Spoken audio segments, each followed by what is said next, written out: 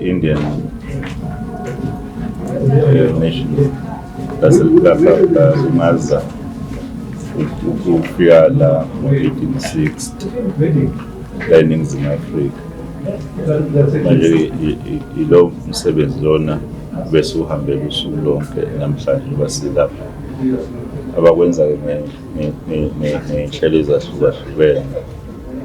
Okukhulu kunabo bonke ukuthi babungaza ukufika kwabo la usuku lwabo lolukhulu lokuthi bafika la.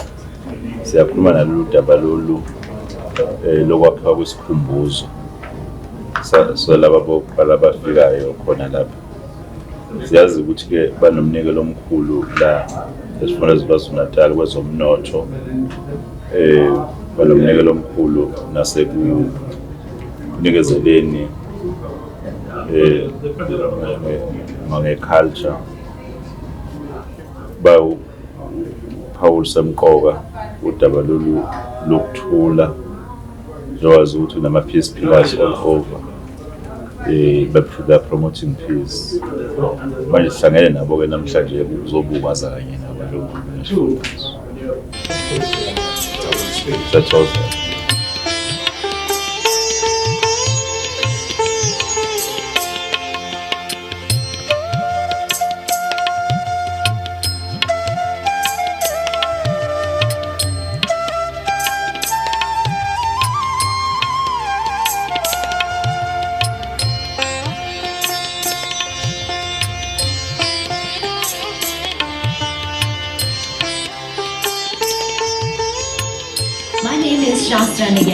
I am from Lotus FM's Breakfast Show, and I'll be taking you through the program this evening. Today, we mark the 164th anniversary of the arrival of Indian Indentured Labourers to Kwazulu Natal. We will reflect on the profound significance of this milestone, highlight the resilience, sacrifices, and contributions of the indentured labourers whose journey not only shaped the history of this province, but also the country, and also laid the foundation for the vibrant and diverse community that we celebrate here today. Before we begin our program, we kindly ask everyone to stand for the national anthem.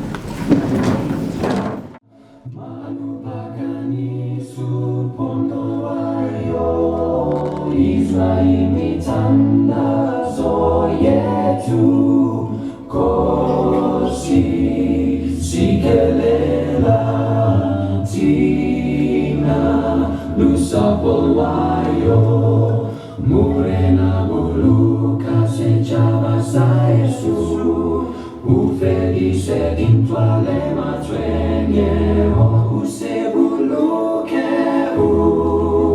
sibuluke sichaba sa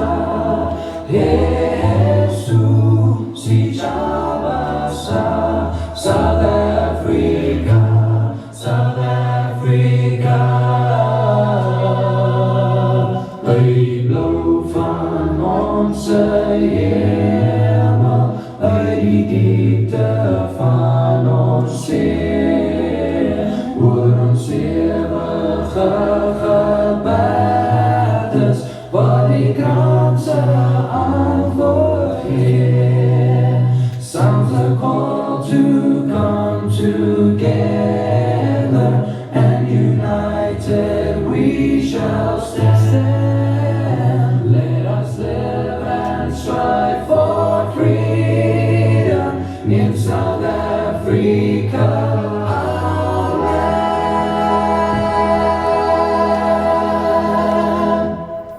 Jana Gana Mana Adhinayaka Jaya He, Bharat भाग्य विधाता, पंजाब सिंध गुजरात मराठा द्राविड उत्कल वंगा, विंध्य हिमाचल यमुना गंगा उच्चल जलधि तरंगा, तव शुभ नामे जागे, तव शुभ आशीष मांगे, गाहे तव जय गाथा, जन गण मंगलदायक जय हे भारत भाग्य विधाता जय हे जय हे जय हे जय जय जय जय हे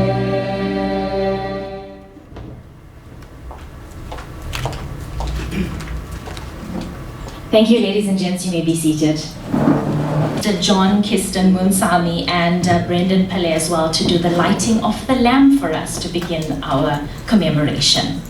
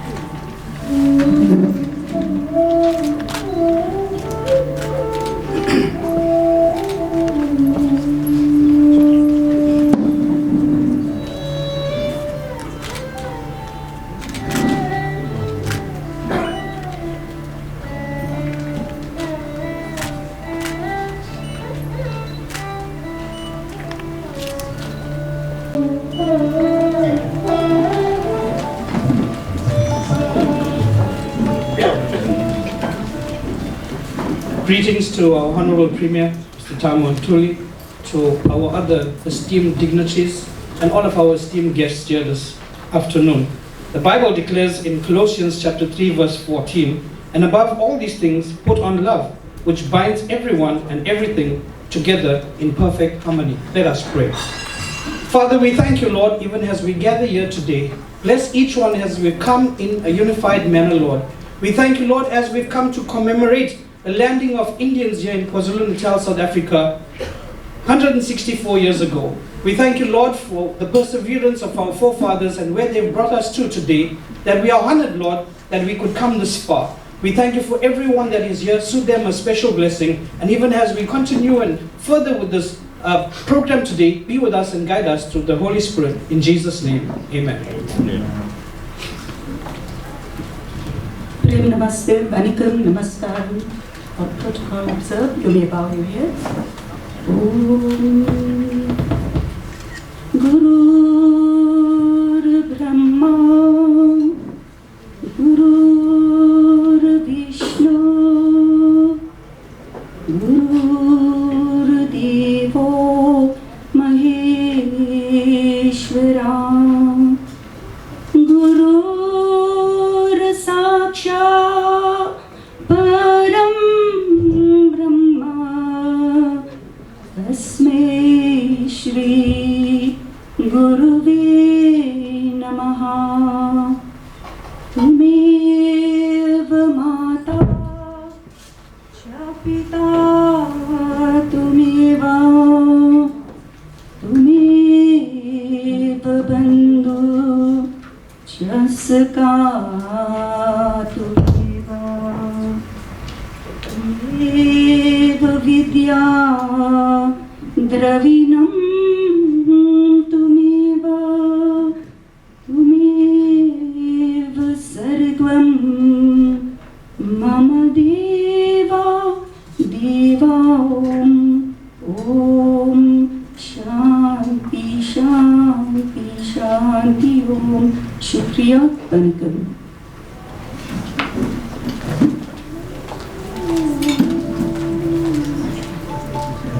Thank you so much. To officially welcome us, I invite Mr. Brandon Pillay, former member of the NCOP, to say a few words. Please welcome Mr. Brandon Pillay.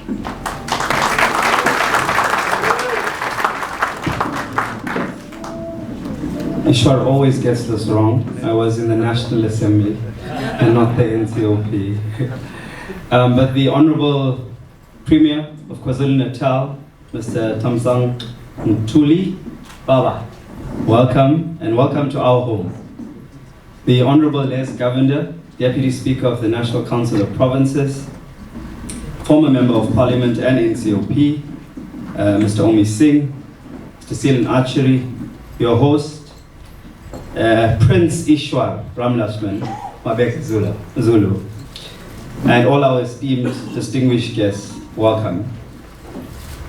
This evening we gather to commemorate and celebrate the arrival of the 1860 settlers who showed upon our shores of the then Natal, which we call upon to pause and reflect. Pause as we remember our forebears who gave hope for prosperity, and owning to them we are who we are today, socially, culturally, economically, academically, and otherwise.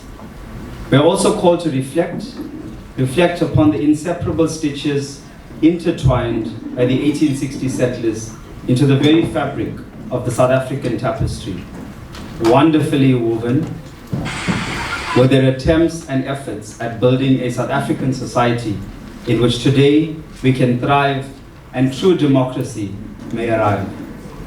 It is against this backdrop that I extend an esteemed welcome to all of our distinguished guests who have gathered here this evening to this event marking the anniversary arrival of the 1860 settlers. The evening promises to be a melting pot of diversity, incorporating many elements including dance and delicious dishes. Under the auspices of the Sivananda World Peace Foundation, Global Organization of People of Indian Origin, and the Office of the Premier in Kwazulu Natal, let me say welcome, a very warm welcome. Enjoy this program and its proceedings put together for you to making this a wonderful and remarkable evening. And I must say that you are sitting in what is called the BAYVIEW Ubuntu Community Center. An honorable Premier and guests, we are so glad that you chose to come to our community. Events like this never takes place within a community. And it must be the first event in the whole of the country that took place inside of a community. And we thank you for this.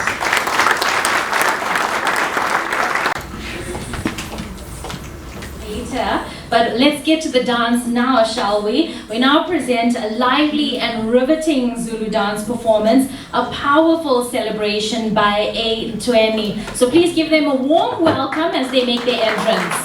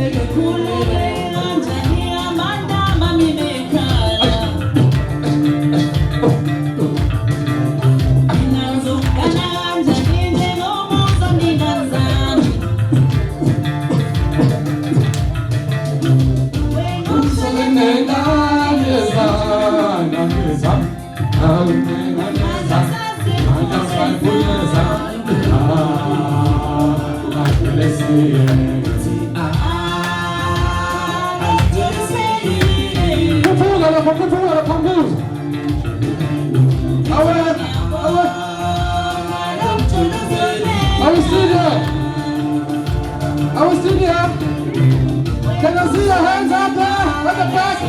Hello, how are you there? Hey, hey, hey. Okay, all right. Thank you. My name is Indentured. We are here to entertain you guys. We are so happy to be in front of you. Yes, myself and my dancers, we are here to make sure that you're getting entertained. Okay, come DJ, I will say for something.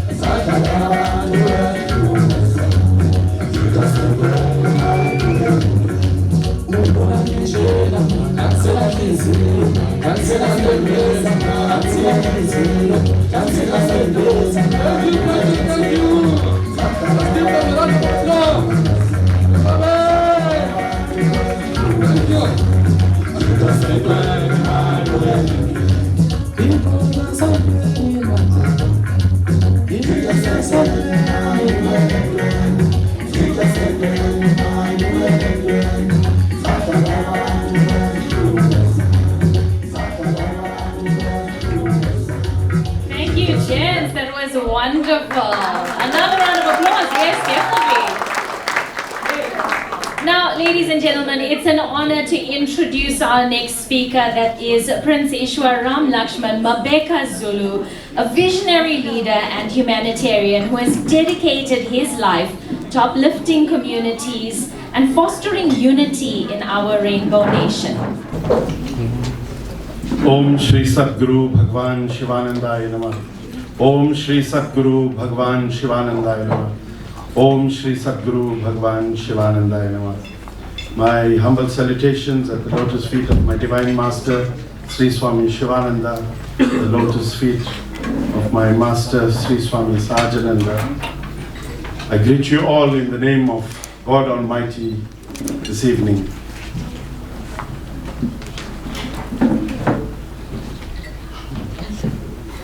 I'd like to acknowledge the presence of His Excellency, the Premier of Kwazulu Natal, Godide Temba.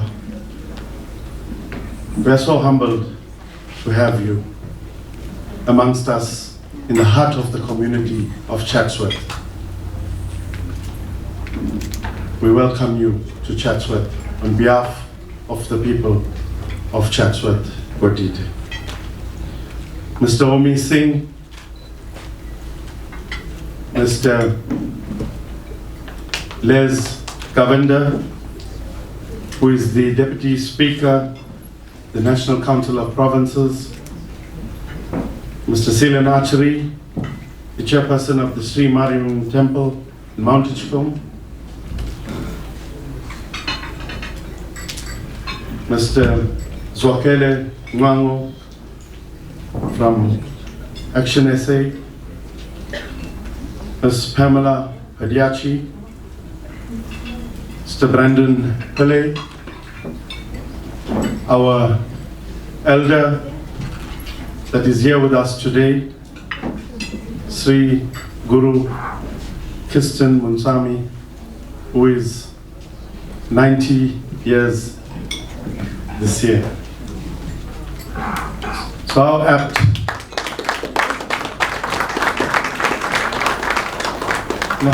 apt it is today when we come together, when we look back and give thanks to our forebears that have come to KwaZulu Natal.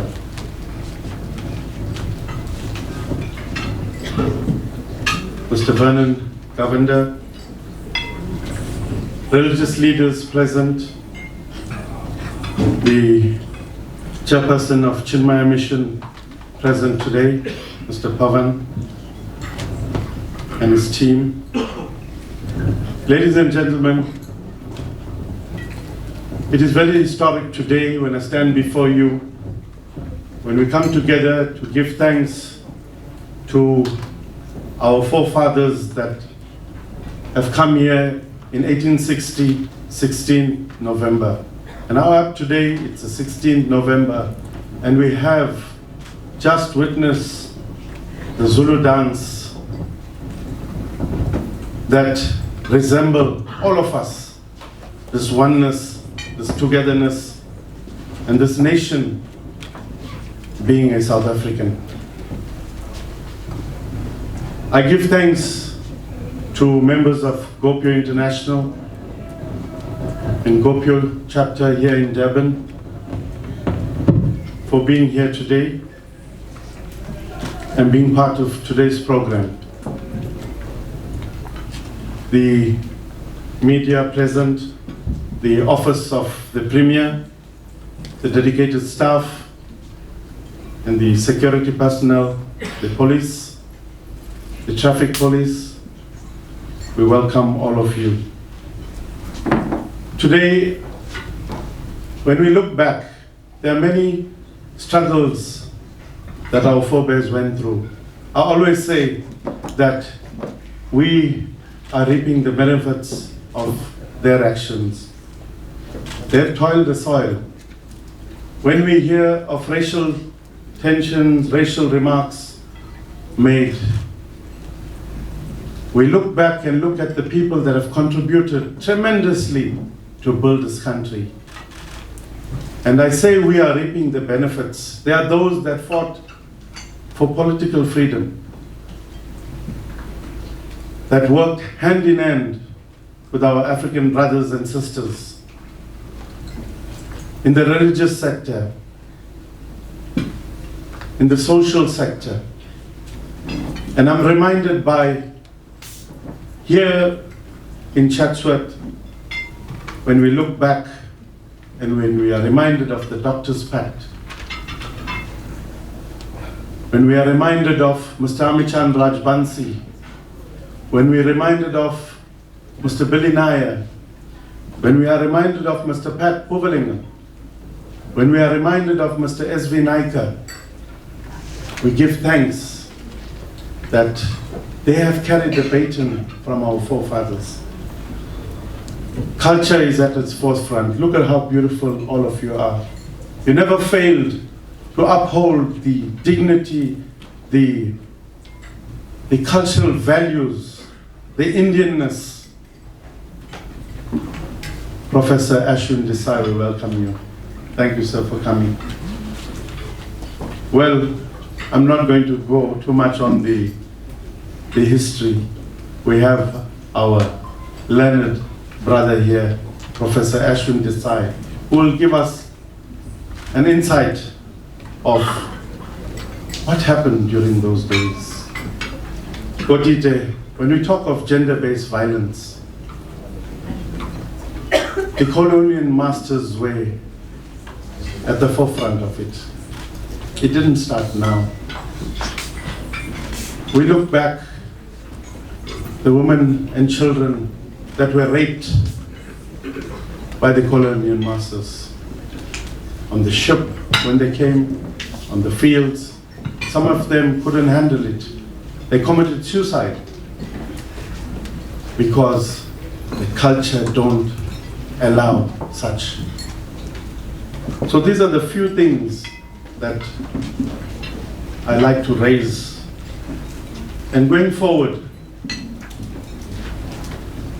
as our leader in the province of Kwazulu Natal, we rally behind you as South Africans of Indian origin.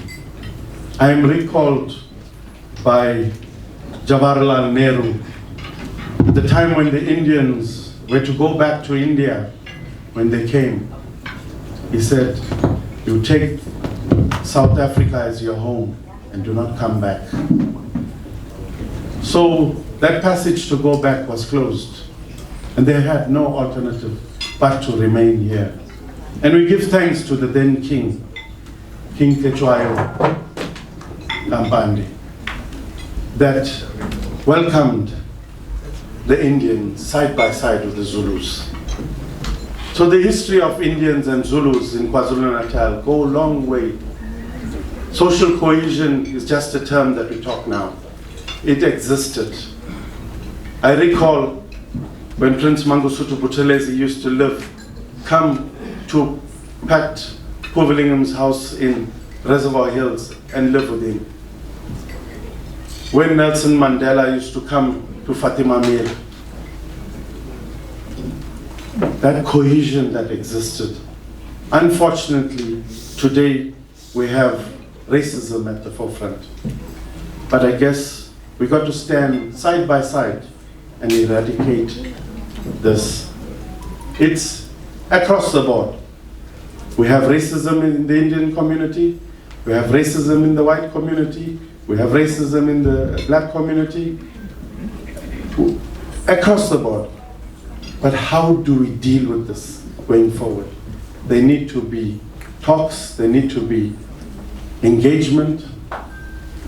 I know under your office, Kodite, so you have an office, a department that champions social cohesion.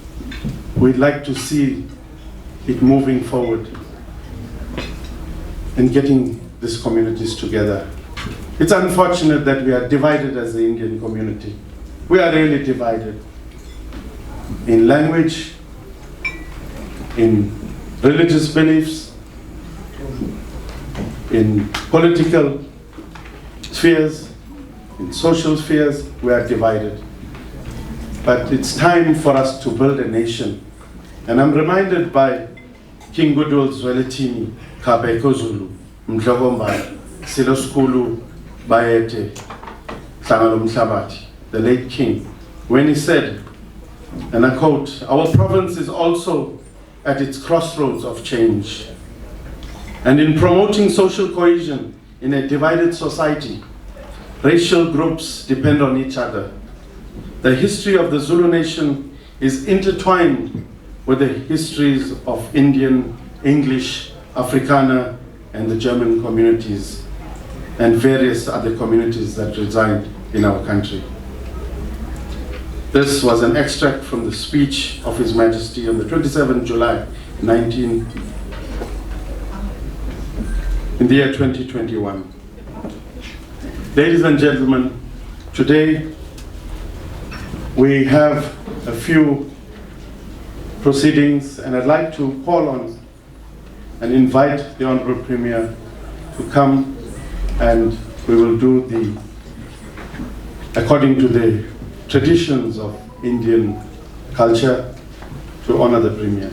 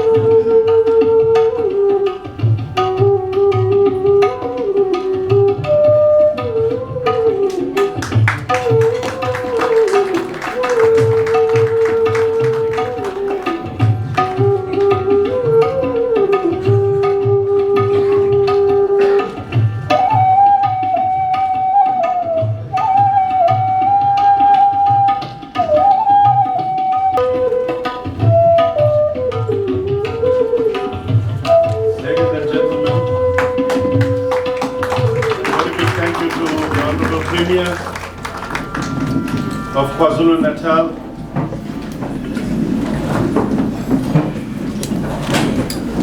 for lovingly unveiling this monument of our forebears on this most auspicious day. We'd like to call upon Ms. Ramlutchman, Pamela Padiachi, Ms. Yogesh Nair, Brandon Pillay, Mr. Omi Singh, Mr. Les Govender, our elder Tata, Professor Ashwin Desai, and Mr. Ricky Naidu, to please come forward to receive a token of appreciation on this auspicious day. They are at the forefront. So today, on behalf of our forebears, we want to say thank you. We want to say thank you because you are keeping that light burning. And the Honorable Premier cannot do it alone by leading this province.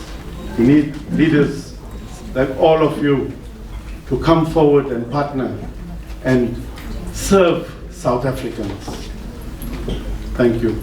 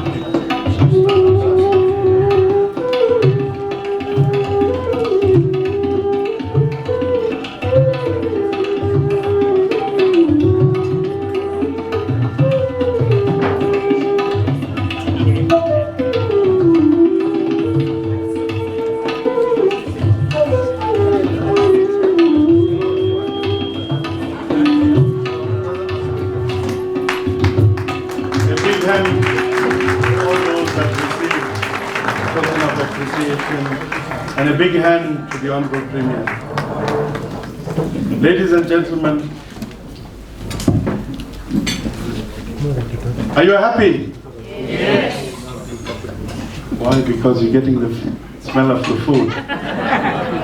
Mr. Pranil Singh, thank you for coming, sir. It's always good to be happy, because my master Sri Swami Sivananda always said, when you make others happy, your own happiness in return will come in abundance. Whether it's by passing a glass of water, by lending a hand, whatever way possible, serve others, and God will in abundance serve you. And I end with the teachings of my Divine Master. I'm reminded that when I spoke to His Majesty last night and mentioned to him about this event, he was so overwhelmed, and he said that all he could remember is that the Indian community and my father, that is His Majesty King Goodwill Zwelithini Kabaka Zulu, they fostered good relations between the Indian community and the Zulu community, together with Prince Mangosuthu Buthelezi. As the Prime Minister of the Zulu nation, they constantly forged non-racialism. And today, in their absence, may their soul rest in peace.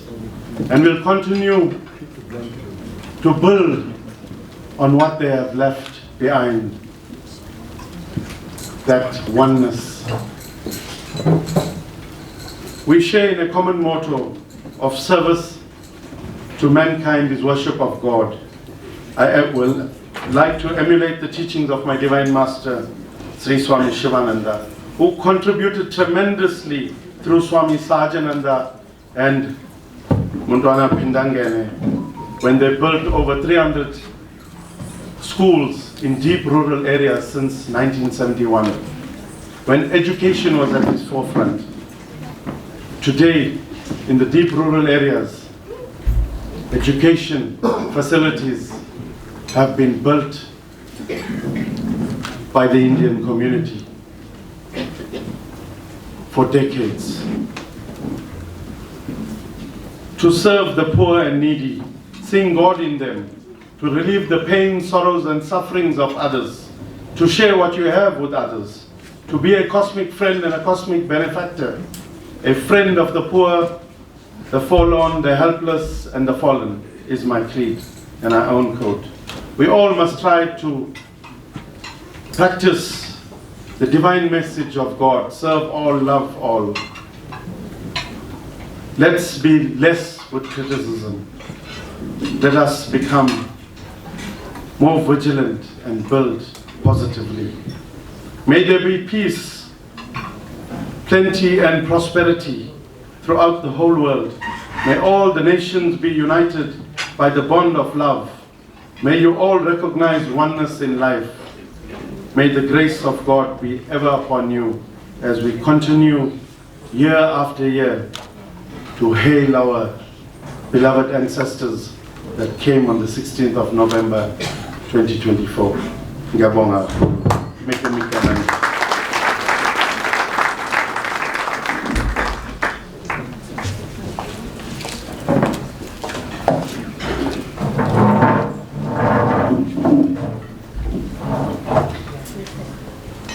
Thank you so much for this. I didn't quite expect to get so emotional watching this happen.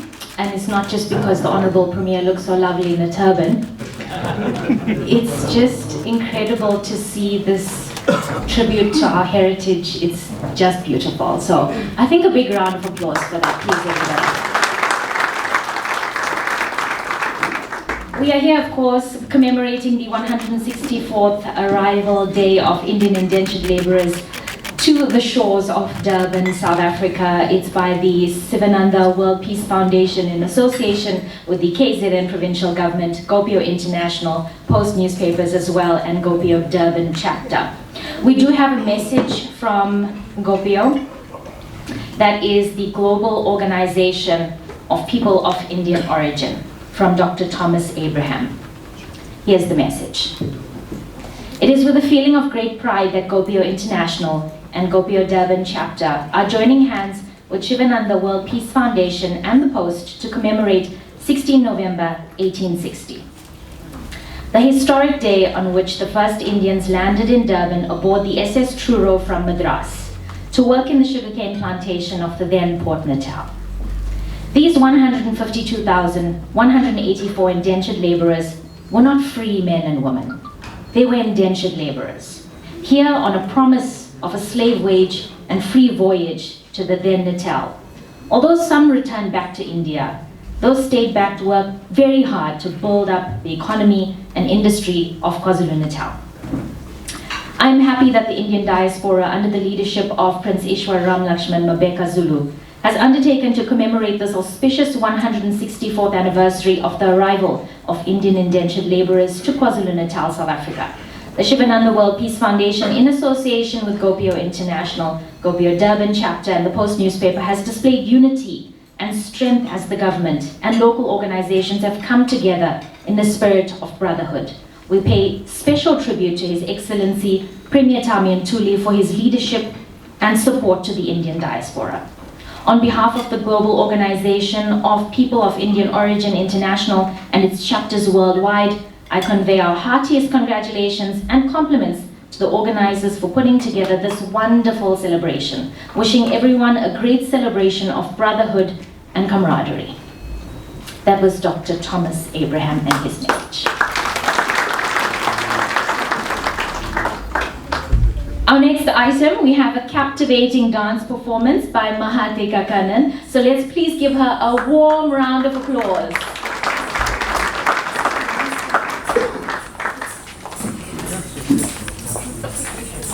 They are at the forefront.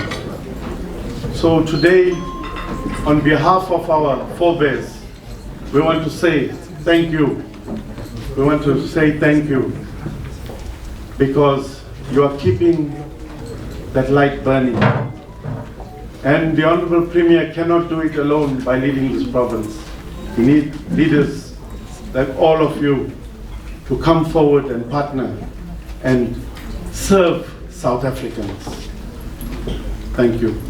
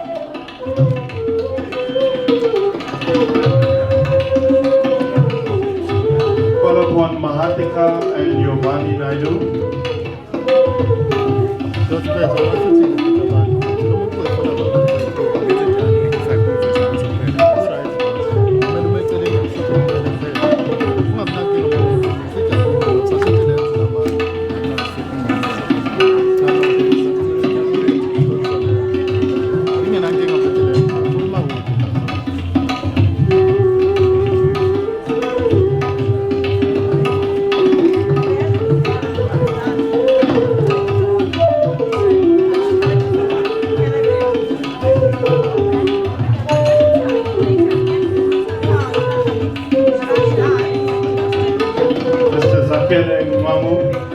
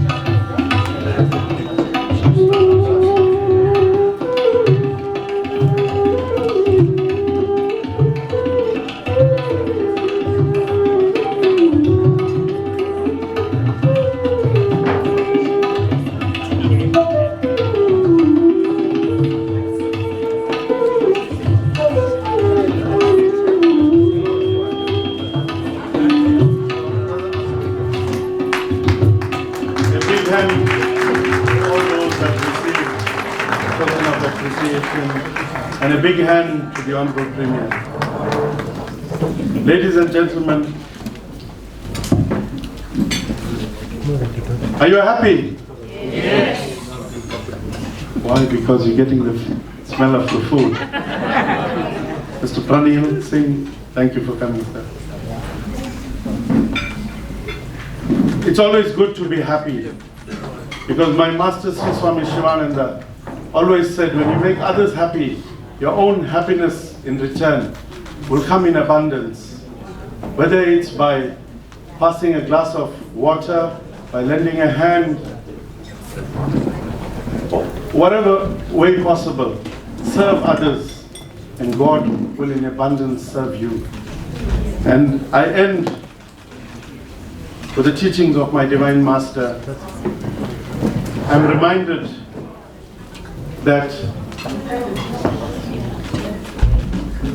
when I spoke to His Majesty last night and mentioned to him about this event, he was so overwhelmed, and he said that all he could remember is that the Indian community and my father, that is His Majesty King Goodwill Zwelithini Kwazulu, they fostered good relations between the Indian community and the Zulu community, together with Prince Mangosuthu Buthelezi. As the Prime Minister of the Zulu nation, they constantly forged non-racialism. And today, in their absence, may their soul rest in peace. And we'll continue to build on what they have left behind, that oneness. We share in a common motto of service to mankind is worship of God. I will like to emulate the teachings of my Divine Master, Sri Swami Sivananda, who contributed tremendously through Swami Sajananda and Mundwana Pindangene, when they built over 300 schools in deep rural areas since 1971, when education was at its forefront. Today, in the deep rural areas, education facilities have been built by the Indian community for decades. To serve the poor and needy, seeing God in them, to relieve the pain, sorrows, and sufferings of others, to share what you have with others, to be a cosmic friend and a cosmic benefactor, a friend of the poor, the forlorn, the helpless, and the fallen is my creed and our own code. We all must try to practice the divine message of God, serve all, love all. Let's be less with criticism. Let us become more vigilant and build positively. May there be peace, plenty and prosperity throughout the whole world. May all the nations be united by the bond of love. May you all recognize oneness in life. May the grace of God be ever upon you as we continue year after year to hail our beloved ancestors that came on the 16th of November 2024. Ngiyabonga kakhulu. Mike nani.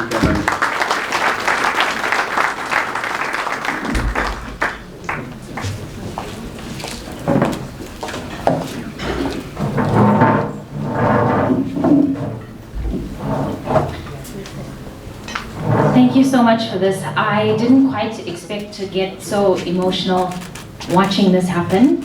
And it's not just because the Honorable Premier looks so lovely in a turban. It's just incredible to see this tribute to our heritage. It's just beautiful. So I think a big round of applause for that, please, everybody. We are here, of course, commemorating the 164th arrival day of Indian Indentured Labourers to the shores of Durban, South Africa. It's by the Sivananda World Peace Foundation in association with the KZN Provincial Government, GOPIO International, Post Newspapers as well, and GOPIO Durban chapter. We do have a message from GOPIO, that is the Global Organization of People of Indian Origin, from Dr. Thomas Abraham. Here's the message. It is with a feeling of great pride that GOPIO International and GOPIO Durban chapter are joining hands with Sivananda World Peace Foundation and the Post to commemorate 16 November 1860. The historic day on which the first Indians landed in Durban aboard the SS Truro from Madras to work in the sugarcane plantation of the then Port Natal. These 152,184 indentured laborers were not free men and women. They were indentured laborers, here on a promise of a slave wage and free voyage to the then Natal. Although some returned back to India, those stayed back to work very hard to build up the economy and industry of KwaZulu Natal.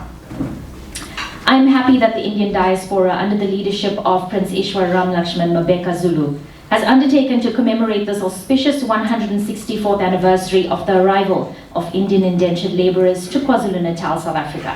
The Sivananda World Peace Foundation, in association with GOPIO International, GOPIO Durban chapter, and the Post newspaper, has displayed unity and strength as the government and local organizations have come together in the spirit of brotherhood.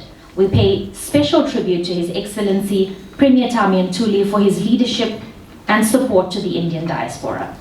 On behalf of the Global Organization of People of Indian Origin International and its chapters worldwide, I convey our heartiest congratulations and compliments to the organizers for putting together this wonderful celebration, wishing everyone a great celebration of brotherhood and camaraderie. That was Dr. Thomas Abraham and his message.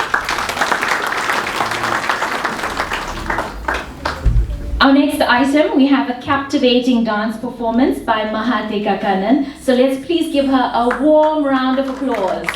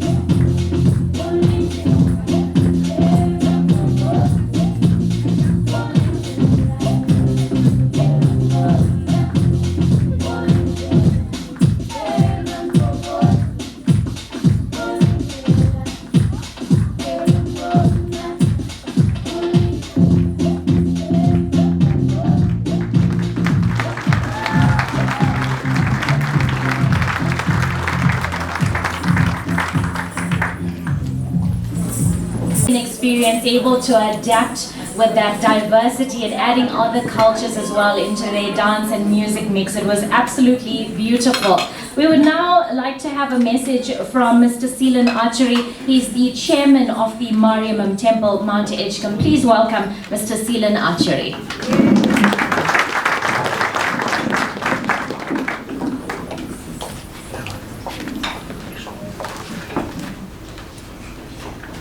Vanakkam, namaste, namaskaram, sanibona anonke. Good day to one, or good evening to one and all of you. So let me apologize up front. I ran out of Eastern outfit because of the weather today. And so I'm with this outfit here now. So my profound respect and apologies, Premier. You are more Indian today than I am.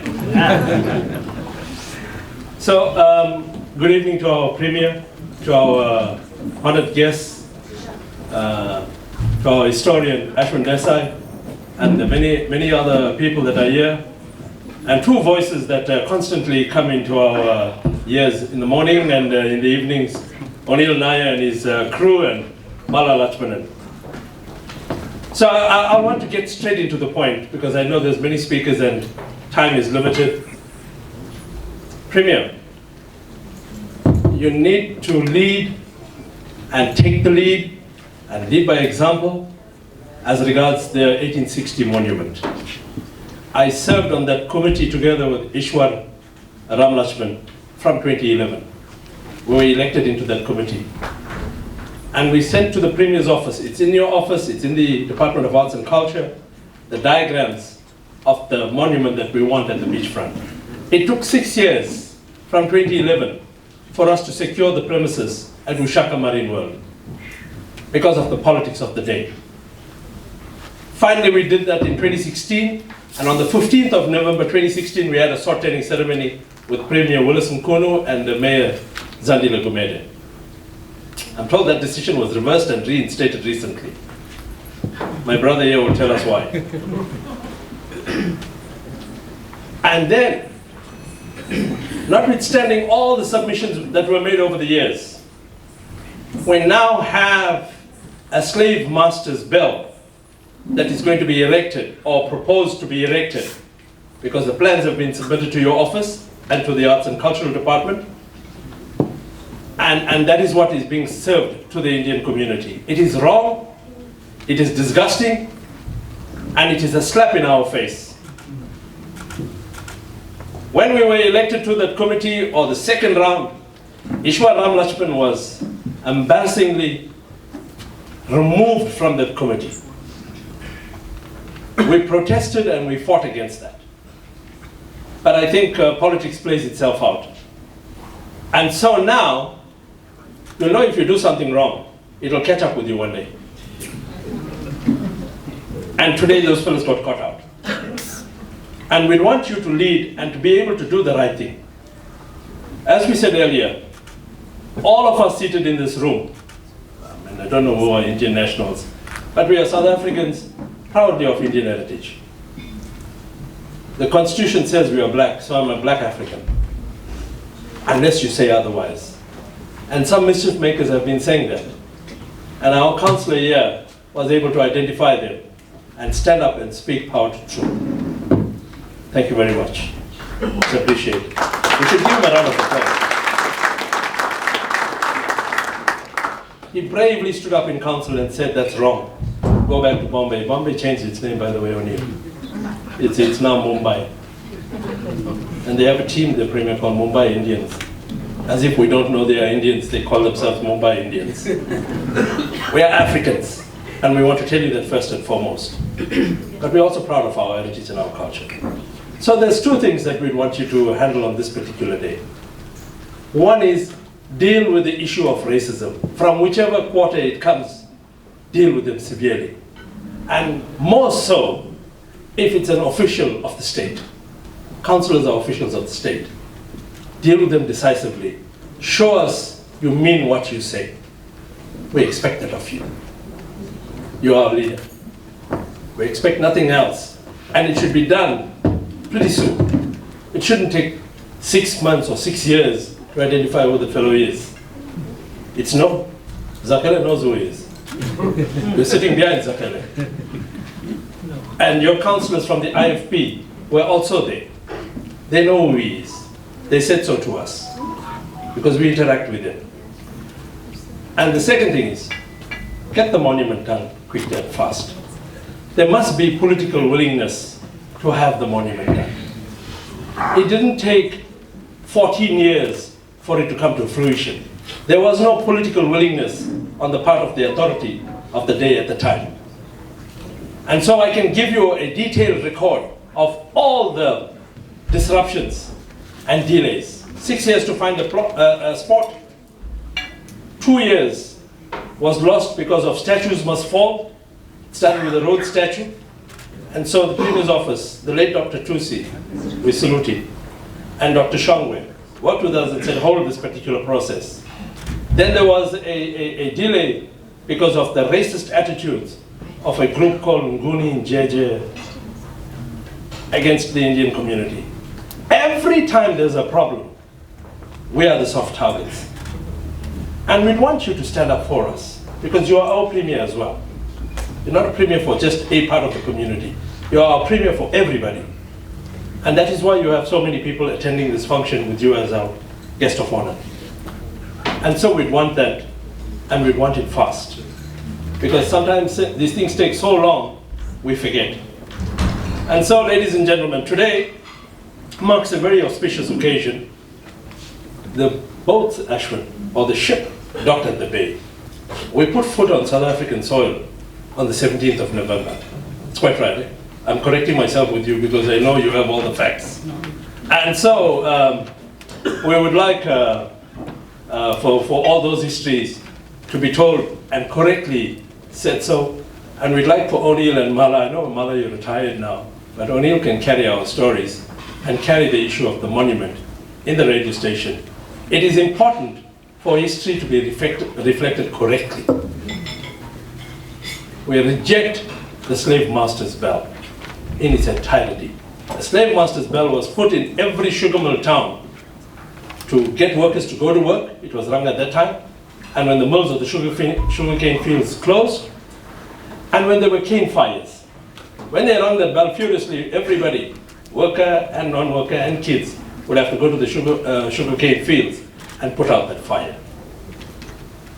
We can't glorify that.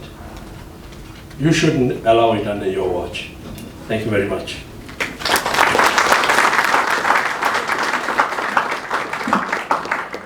Thank you so much. It's firstly a hard act to follow with Seelan, but Premier, it's so great to be able to speak and you being here. The Indians have worked you hard. You were on the beach this morning and 10 hours later you're in Chatsworth. It's been a long day. When we hear these tablas playing and these drums playing, we take things for granted. If you look through the archives of indenture, in 1880, there was an indentured labourer called Durga, 8475. After he finished his work in the barracks, he went back to his place and he began to play a drum with his friends. It was a makeshift drum. The plantation owner, R.W. Turner, came to the barracks and told him to stop, and he didn't stop. And R.W. Turner took an axe and he smashed the drum. For the idea behind indenture was the idea that you had no past and no future. Your life was a laboring cog in a machine. Your culture and religion were seen as heathenism. You were stripped naked, and it wasn't just a metaphor that you were given a number, because that's what you were, and that's what you were seen as a commodity, as a unit of labor. Durga, in the court papers, used homegrown products and put the drum together. And in that way, that's a metaphor. That's a sense of what was desired that despite the idea that you will be treated as some human, culture, temples, churches, the sense of a religion emerged because people had memories of what they had left behind. They might have brought nothing, but nobody could eradicate their memories of the traditions they left behind in the village. Why did you come? Why did they arrive here in numbers? Because British colonialism began to impose taxes on the countryside, used the zamindars to oppress the peasants, and suddenly thousands of people were put on the move. Famine came, and if you read Mike Davis's Holocaust, Victorian Holocaust, millions died in the famine. And so people were put on the move. People were easy prey. People went to Calcutta and Madras. But ladies and gentlemen, think about that. Think about what already was left behind in the village. They come to Madras and they become friends at the depot, and then suddenly are separated into ships that go to different countries and are alone again. On the ships, they build a sense of sisterhood and brotherhood. But once they arrive at Port Natal, they are once more divided, brother and sister, husband and wife, to different plantations. And so the history of indenture is not just a story about oppression, it's a story of resistance. But one must ask a further question, and one mustn't be nice about this. Why bring Indian indentured labourers to Port Natal when there was a Zulu kingdom? And that's precisely the answer. That if you look at Jeff Guy's book on destruction of the Zulu kingdom, you will find that there was a functioning kingdom. There was subsistence agriculture. In fact, when the whites opened up the market to everybody, the Zulu peasantry outperformed the white colonialists, outfarmed them and brought their products to the market. That is why taxes were imposed that had to be paid in cash on the Zulu kingdom. And so when we look back, there's a simultaneous dispossession of people. On the one hand, British colonialism across the oceans in India dispossessed people and put them on the move. And in this province, a process of bloody warfare was engaged with the Zulu kingdom. Those are histories that are written in stone. It is true that only the Zulu army in 1879 was ever able to defeat the might of the British Empire. In fact, the Prime Minister of England said, Benjamin Disraeli, who are the Zulus who convert our bishops and defeat our armies? And he was referring to Bishop Colenso. It is true that as we remember the struggles of the indentured and the great icons that came across these oceans, that already in the 1880s, Chief Langabella of the Shlubi tribe was incarcerated on Robben Island. It is true that King Cetshwayo was sent into exile. It is true that King Dinizulu was sent off to Cape Town. King Cetshwayo in St. Helena. These forms of dispossession and oppression and deliberate destruction of the Zulu kingdom was meant to break them, but they weren't broken in 1860. And so these simultaneous histories are written in their silos. The last great armed rebellion of the Zulu people was the 1906 Bambati rebellion because of the poll tax. And so when we think about these histories, when we think on the one hand people who dispossessed, who came across the ocean, crossed the Kalapani and built a new life here, alongside this, what was happening was new forms of dispossession. And therefore, when we think about this drum, we think about its histories. We think about what people sacrificed to allow us to celebrate this kind of music.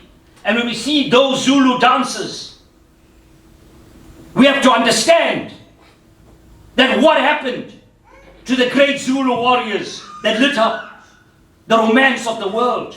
They were turned into migrant laborers. They were sent to the mines to work underground without their wives and their families. They were also units in a laboring machine. And yet, these cultures, these traditions, these ways of thinking back to what one was and what could be remained in people's memories.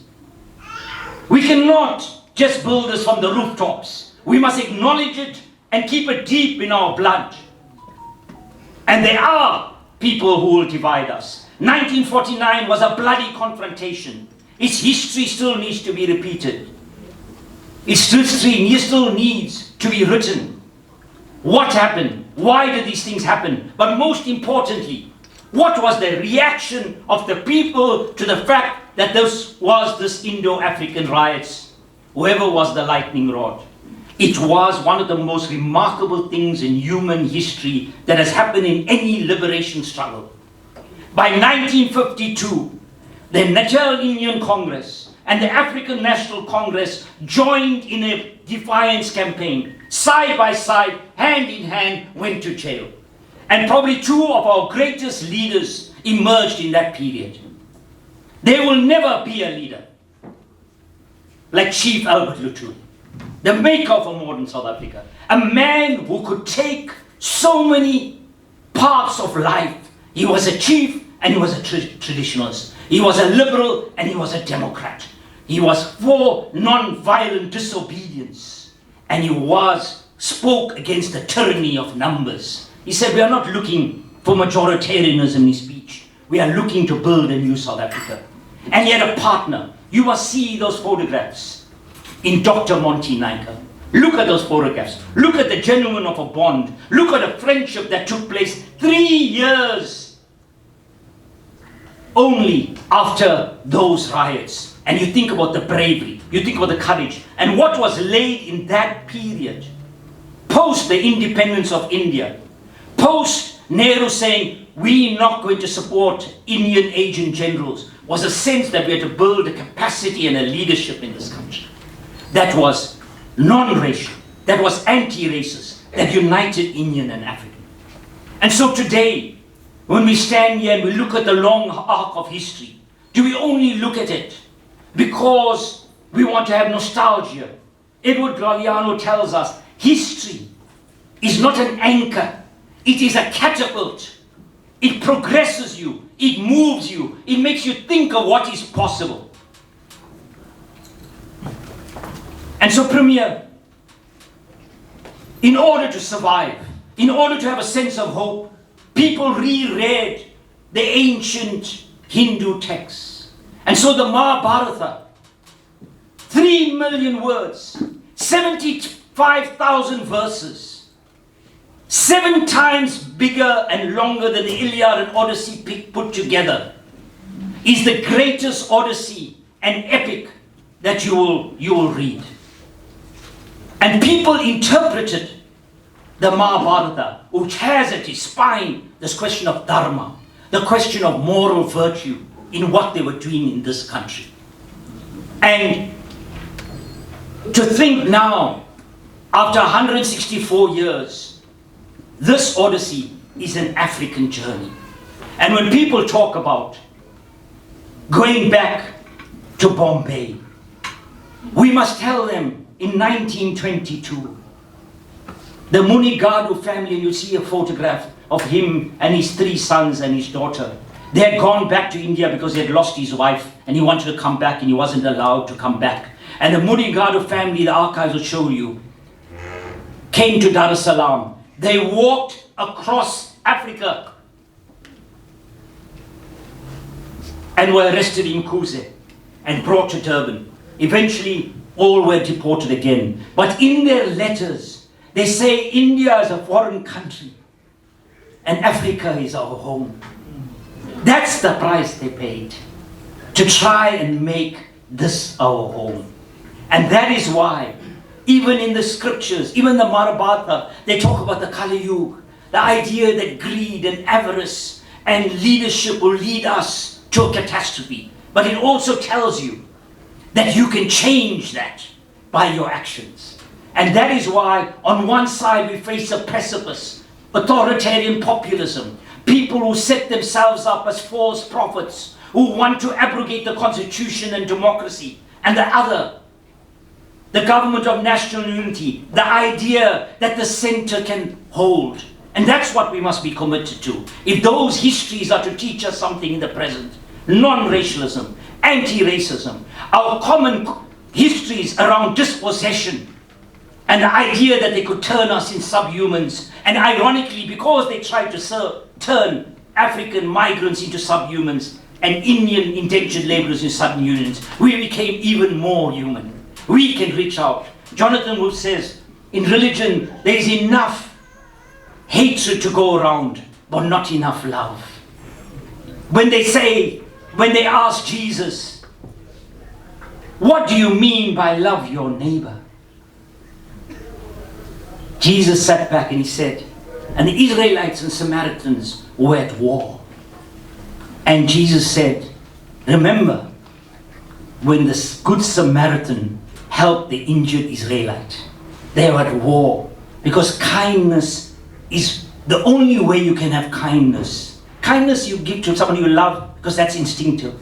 But when you show kindness, when you think of people who are ranged against you, it's the hardest form of kindness. That is why the word humankind is separated. And that is what we're going to learn today and in our histories. And I thank you for this opportunity.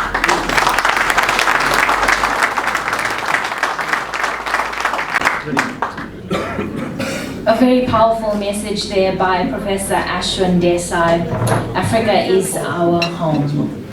I think also, as he mentioned music and the metaphor of the drum, it's also quite literal too, and it's a nice way for me to introduce the next item on our program. It's my pleasure to introduce the incredibly talented local musician with a very beautiful voice, Yovani Naidu. She's been making waves both locally and internationally with her exceptional musical talent. Please put your hands together for Yovani.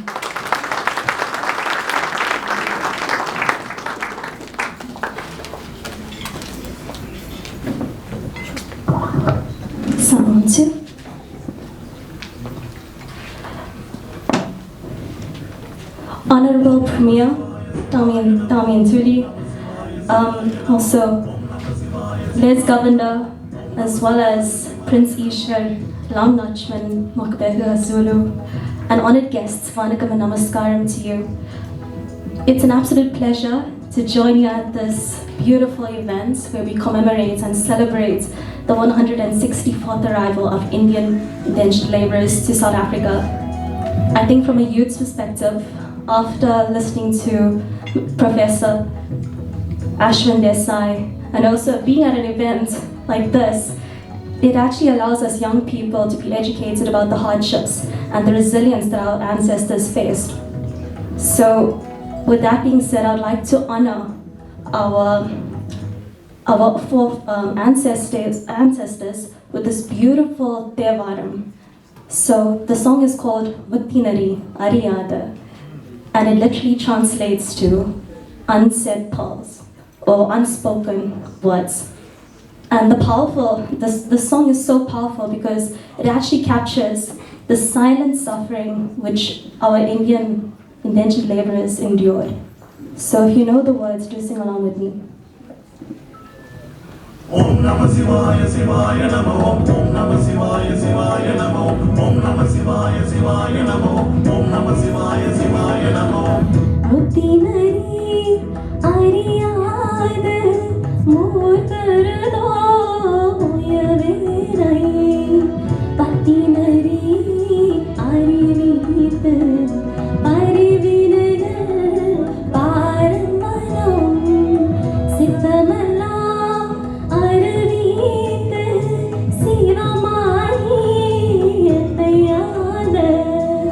Atanyana ku arunirada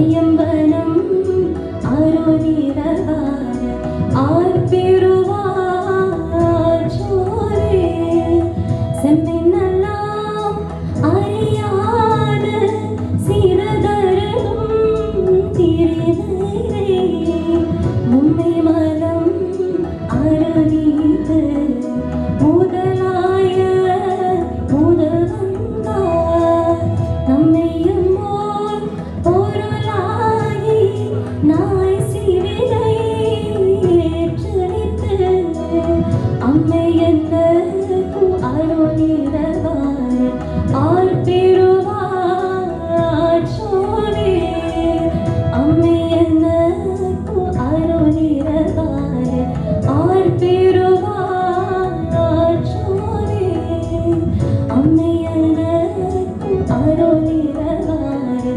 Arpiruva Chore. Thanks, Ishwar. The next song that I'm going to be singing is dedicated to the Premier. I know this is one of your favorite songs, so I'm going to be singing it again just for you. The song is titled Sawubona Sai Baba.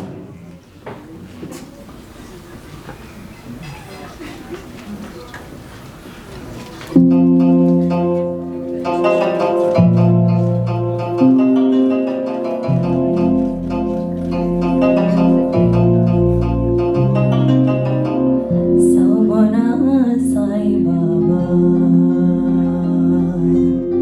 Sawubona Sai Baba,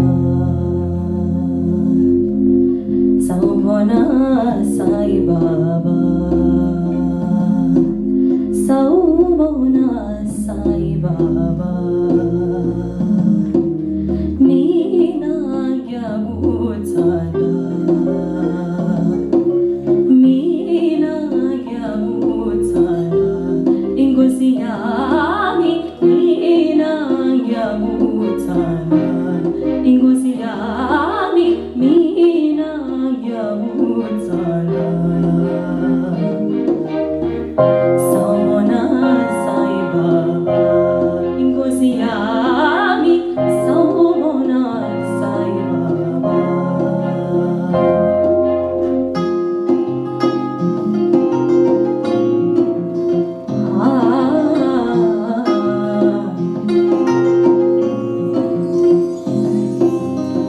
Mina nginenkinga baba, telongesize baba.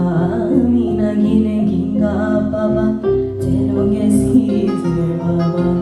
Mina nginenkinga baba, telongesize baba. Mina nginenkinga baba, telongesize baba. Ngiyakuthanda baba. Mina nginenkinga baba, telongesize baba. Ngiyakuthanda baba. Mina nginenkinga baba, telongesize baba. Mina nginenkinga baba, telongesize baba. Ngiyakuthanda baba.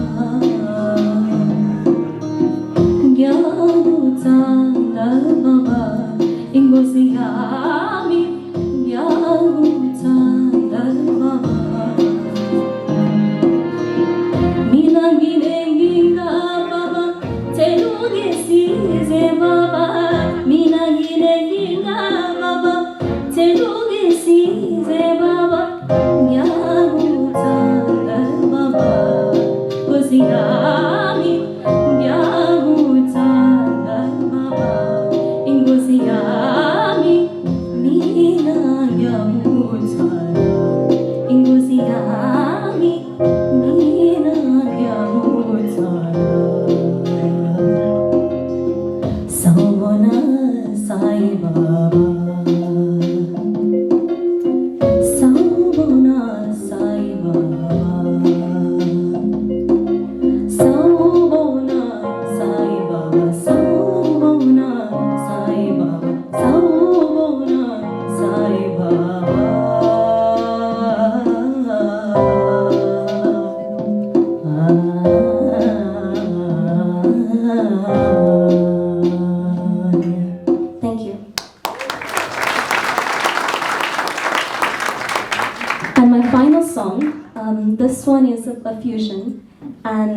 you know what, it goes in line with the aim behind the Sivananda World Foundation. It's unity and peace. And if you listen with the word fusion, it's literally embracing cultures and uniting everyone. So this song I dedicate to everyone. It's Shape of You, and it's a Telugu mashup.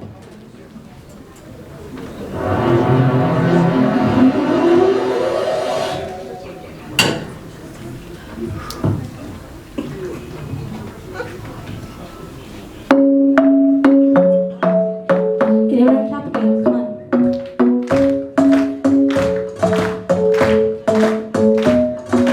Dheere, dheere, dheere, man saagale gura, chera raar sur, sub sang kodura, asman sav saal chura dultura, niyamal dini raani samir kora, dheere, dheere, dheere, dheere, man saagale gura, chera raar sur, sub sang kodura.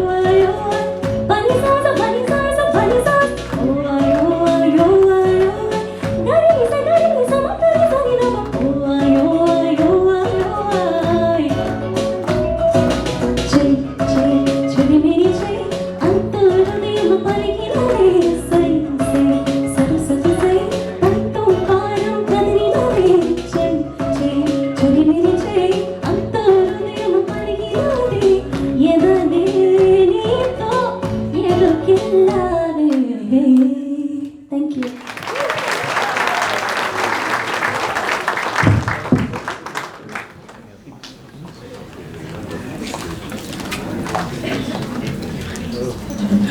Right, Giovanni Naidu, one of the great talents right here, locally grown in South Africa. Isn't life just a lot more colorful and wonderful with diversity?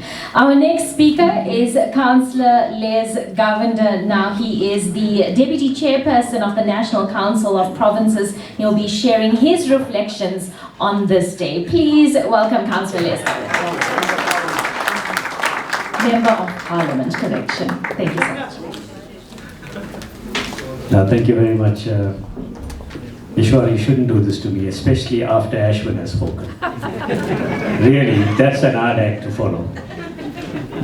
But I think, let me firstly greet the Honourable Premier of KwaZulu Natal, Honourable Tami Mtuli. Is also the chairperson of the IFP in the province.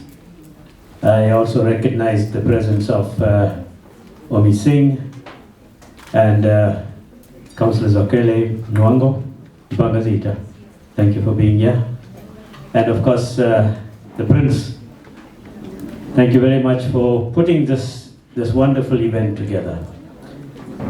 You know, whenever I think about the 1860 settlers and all the emotions that go with it, I remember my maternal grandfather, who at the age of 16 years old, got onto a ship from Madras, which is now Chennai. And at that young age, he sailed to an unknown land, not knowing what he was getting into, because he was promised that there is this wonderful land where there's prosperity, there's peace, there's food for everybody, you'll get beautiful houses to live in. And coming from a poor community in a place called Salem in South India, in Tamil Nadu, he just got onto the ship and said, well, there's a better life for me there, and he came. And when we reflect on the hardships that they faced on those ships that they came, you know, now we have these cruise liners, MSC and all that kind of thing. Let us not confuse ourselves that that was the kind of ships that they came on. Let us not confuse ourselves to say that they had the luxury of traveling in a cruise liner. They suffered. And as Ashwin said, some of them even died on those ships, and the bodies were just thrown overboard. And nobody knew where these remains are to this day. So, for me it is a personal journey, because my maternal grandfather came on one of those ships. But through his resilience, through his hard work on the sugarcane fields and thereafter in the hotels, he was able to earn some money, save some money, and bought a little property in a place called North Dean. And Premier, I'm going to engage with you when you have some time with me about that property. Because in our Hindu scriptures it is said that wherever Indian people settle, they must build a place of worship. And that's what my grandfather did. He built a place of worship and a community hall for the community of North Dean, Shell Cross, that entire community there to make use of as a community center. And in 1964, they were moved out of there due to the Group Areas Act. But there were houses that were built around that property. But on that property itself, nothing could be built, because the remains of that temple that he built is still there. And when an elder from our community walked into the ruins of that temple, his body started shivering. And he said to me, the spiritual vitality is still in this building, and it must be resurrected. And that is where, Honourable Premier, I'm going to come to you. We need that property back. It was taken away from us, and in terms of restitution, that property should be given back. And if we are talking about Ubuntu, if we are talking about reconciliation, if we are talking about social cohesion, that is what's going to be shown in tangible ways that it can be done. And I know that our Premier, when he says something, he gets it done. And I remember when he took the portfolio of community safety into his office, some people said, Premier, what are you doing? That's such a huge portfolio. But we can see the fruits of that now.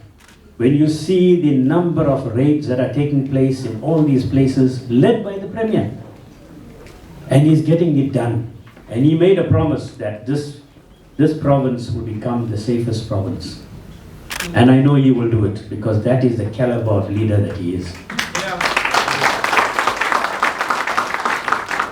And so therefore, this sort of occasion should not be just a celebration or just a remembrance. It must be thought-provoking. It must move us to the extent that we say, where are we now and where do we go to? Whilst we remember the past, let us not be bogged down there, but let us move forward. And I know that with the GNU that we have in place now, that is working wonders in all provinces, we can achieve the kind of peaceful South Africa, the prosperous South Africa that we would want to have.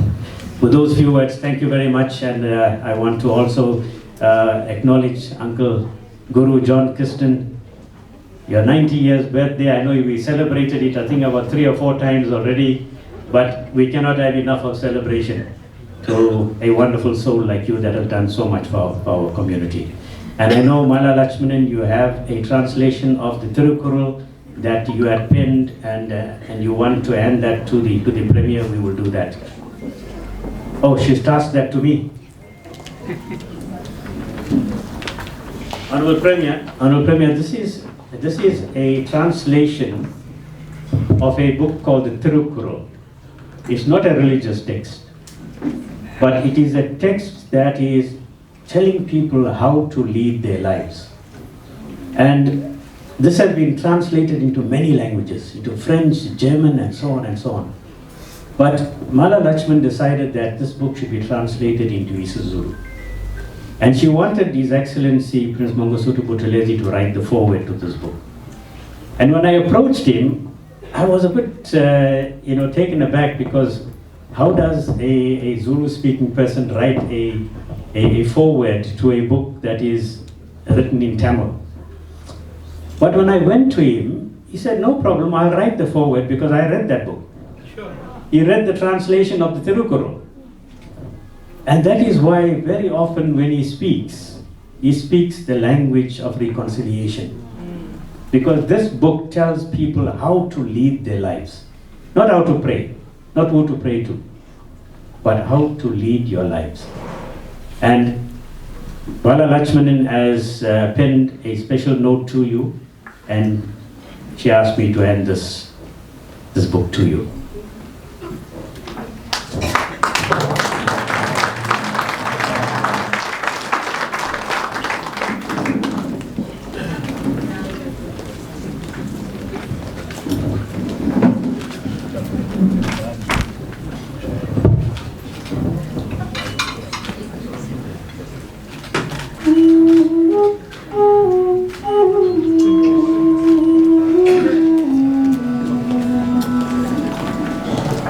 Very much, Mala. I know that you were shy to come forward again. Thank you once again, and thank you to the Lotus team that's here.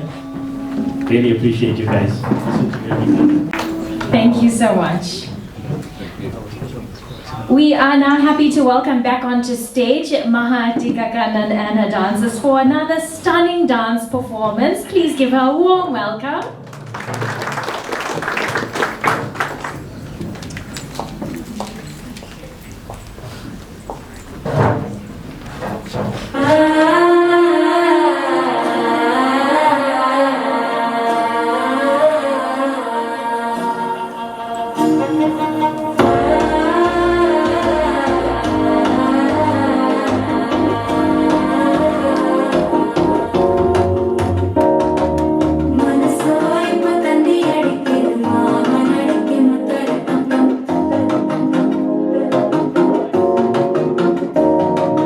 Say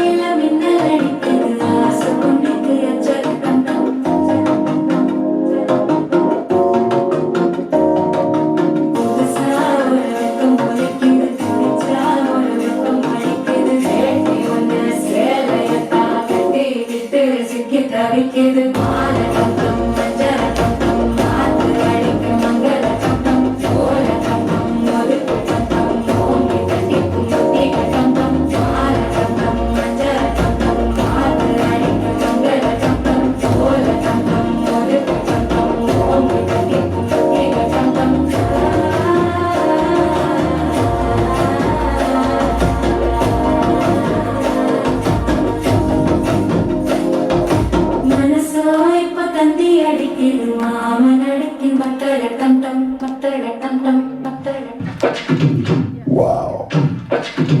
Yeah.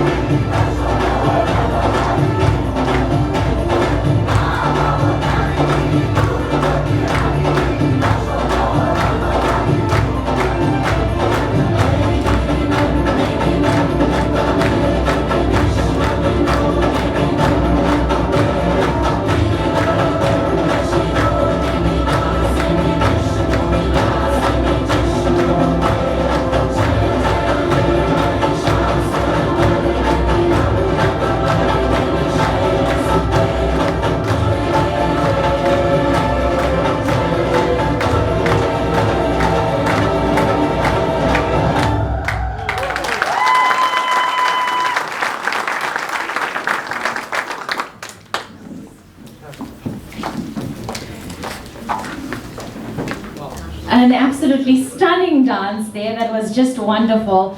All right, well, we've had some incredible speakers here tonight, and it has really been a time for us all to reflect and remember the sacrifices that have been made all this time. It is now time for us to hear from our guest of honor, a dedicated leader committed to the progress and development of our province. It's a great pleasure for me to introduce you to our guest of honor, the Honorable Premier Thamsanqa Ntuli of KwaZulu Natal, to address us. Please welcome the Honorable Premier.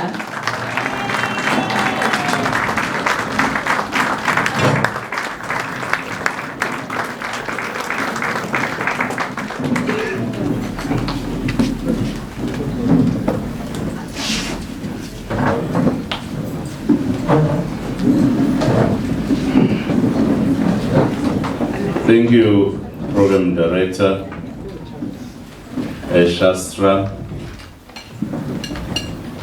for the opportunity.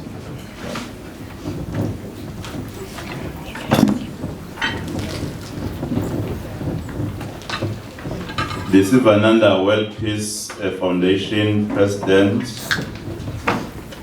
Ishwar, Ramlutchman, Mapega, and your wife, the Global Organization of People of India, Indian origin,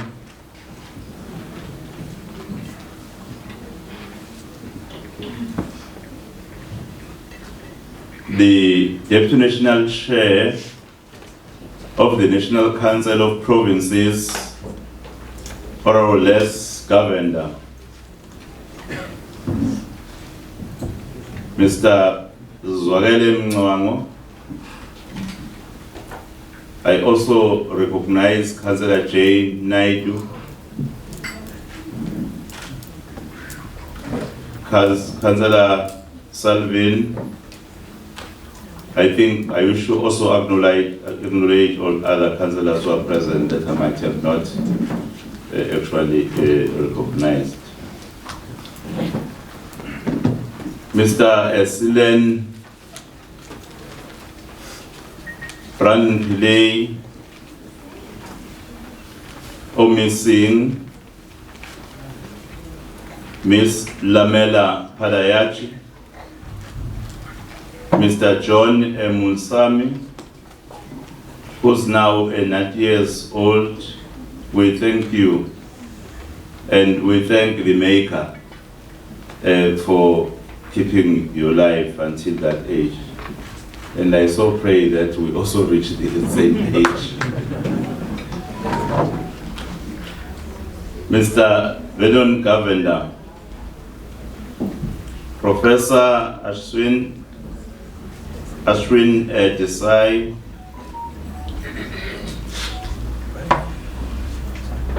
a special lady who sang a song dedicating it to me, not for the first time. In fact, the message to me is really heart-touching and heartwarming. Giovanni Naidu,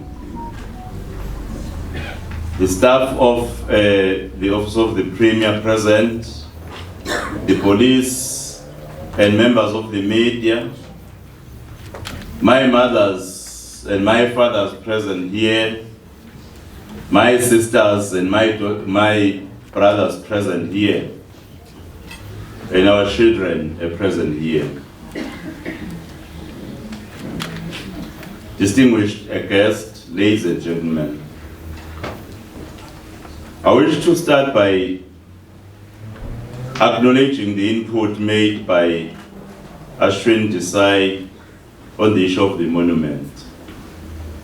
You see, if there could be a leader who embraces the Indian community, I don't think in this period you can compare anyone. That is why I'm here today. That is why I've been with you in a journey, even when we were campaigning. I visited on numerous occasions and we had special moments with the community. And even after that, I've been with the community.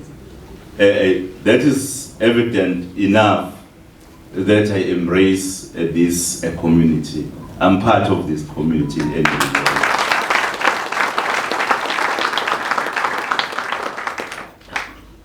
Well, on the issue of the monument, I know that Dr. Shongwe reported that there are some issues that ought to be sorted out amongst the community, because the problem is not the office. The problem is with the community, wherein there are areas of disagreement that ought to be sorted out before then we carry on, because we don't want to divide the community. And we cannot part of any division or any faction. We want to unite the community.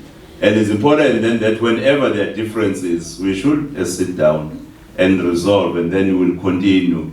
Otherwise, I made an announcement during the State of the Nation address that I'm more than committed to see the monument being actually erected. So I still keep that promise, but I think as much as other processes are continuing, but what I want to see first, I want to see us speaking in one voice, so that we do the right thing that will actually unite all of us, that will unite also the community. Well, I must say, as much as I've not received any report,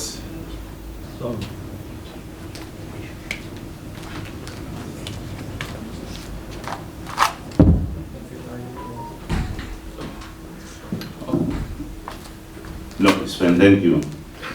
As much as I've not received any official or any formal report, but I've just overheard of a clip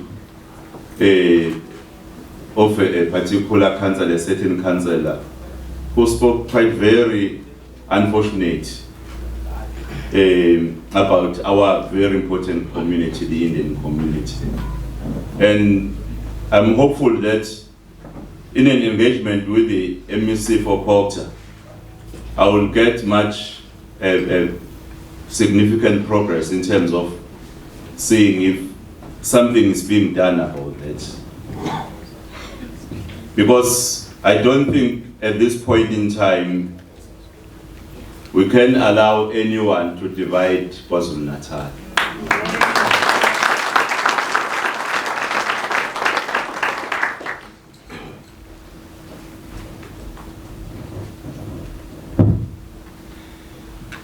And I will do exactly what we have called for, to demonstrate leadership in the matter.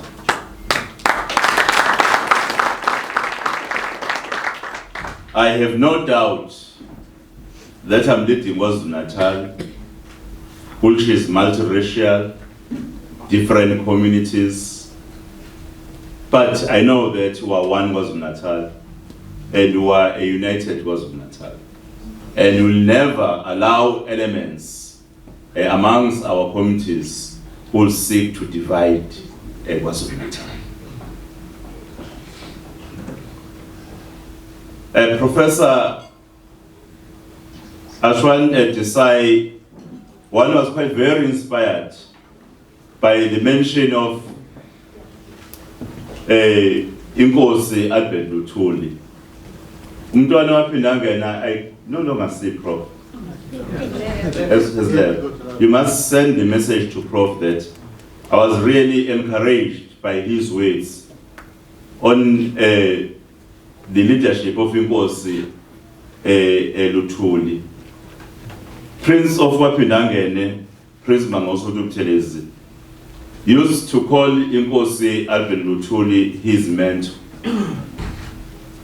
So for the leadership that was acknowledged tonight, it really encouraged me, because I was also mentored by Prince Mangosuthu Buthelezi. So if Prince Mangosuthu Buthelezi was mentored by Inkosi Albert Luthuli, it means also indirect I was mentored by Inkosi Albert Luthuli. I'm following his teachings.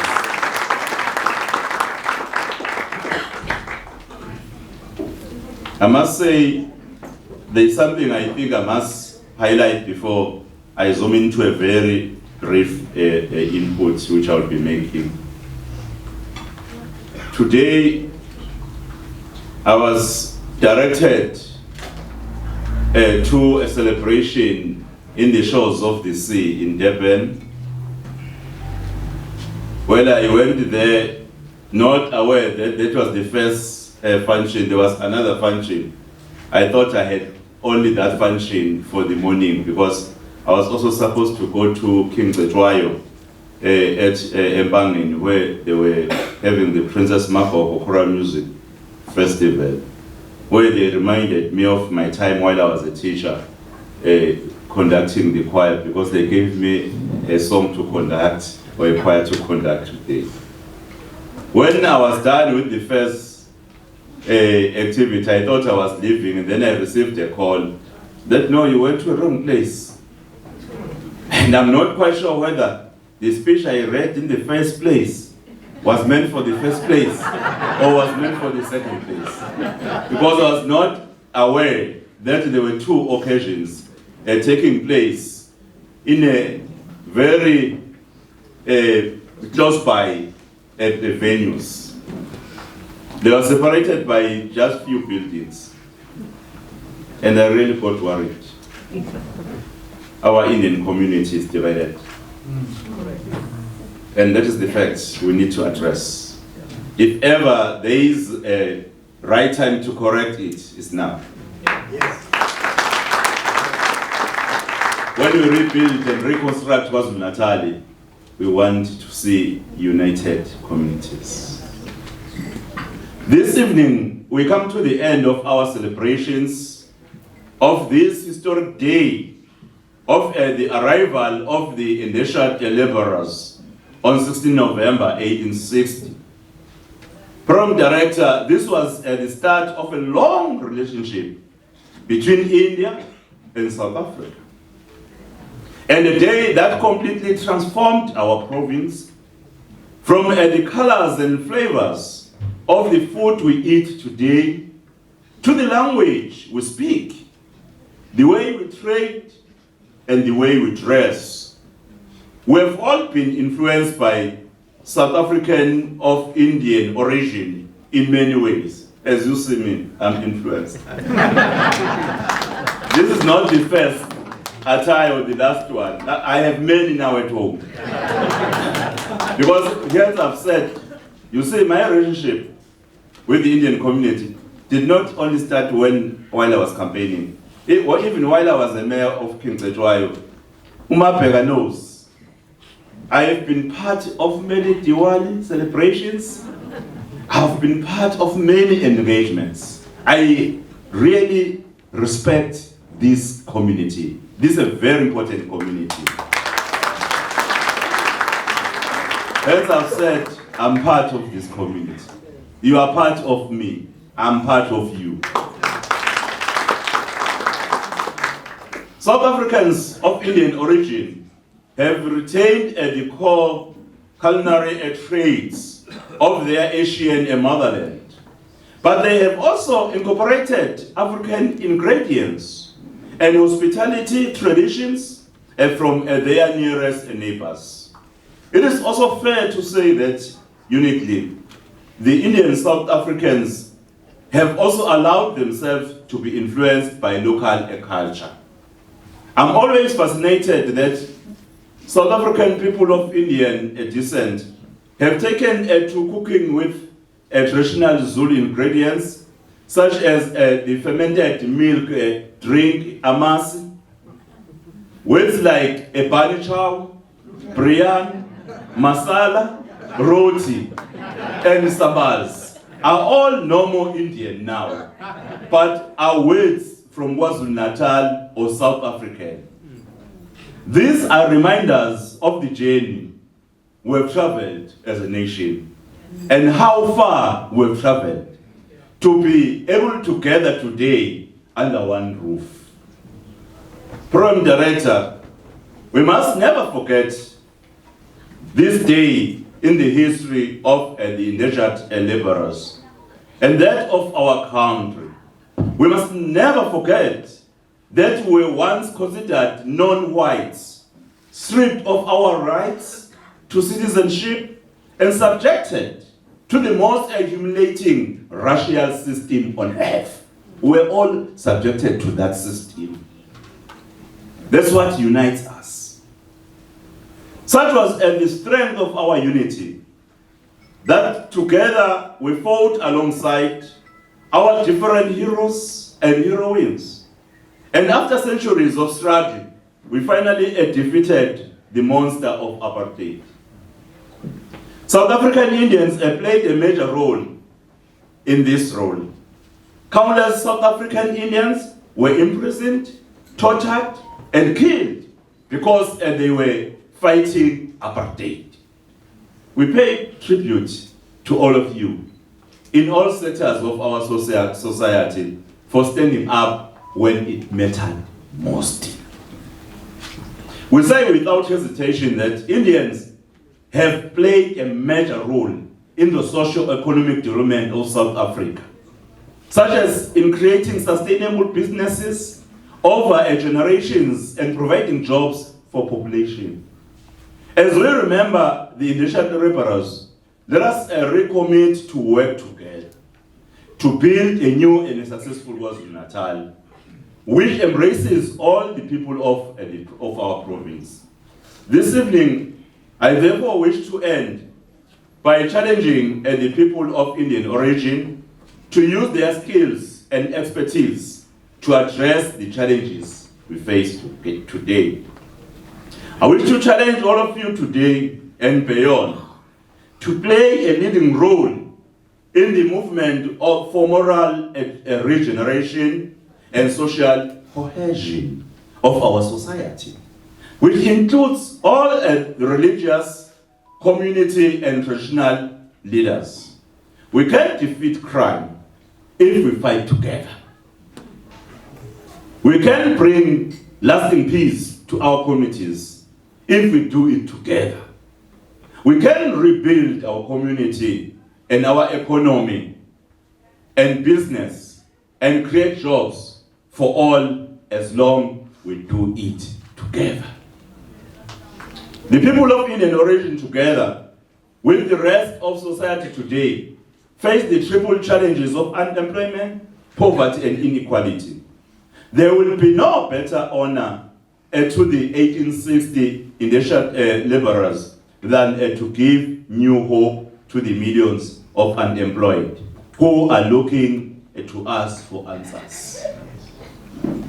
There can be no better tribute than to enable the birth of a Kwazulu Natal that is free of fraud and corruption. That is a vista of opportunity for all. On behalf of the Kwazulu government and the people of Kwazulu Natal, as you are people of Kwazulu Natal, I wish to wish you well as you celebrate this historic milestone. And I hope that in the coming years, you'll bring in government of Kwazulu Natal in preparations of the celebrations. I want us to participate as government.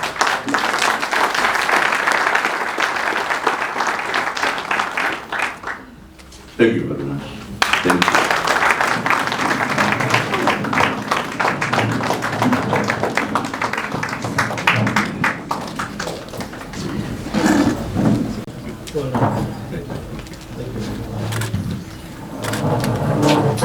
Thank you once again to the Honourable Premier of KwaZulu Natal, Tami Mtuli. Ladies and gents, it is now time for our vote of thanks, and just one more celebration. I'd like to call upon once again Prince Ishwar Ramlutchman Mabeka Zulu to do the vote of thanks for us.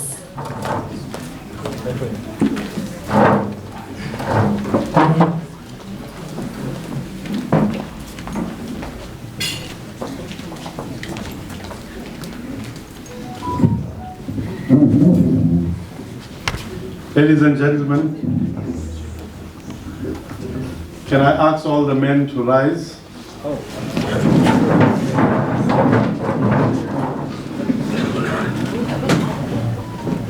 Pamba, you can be seated.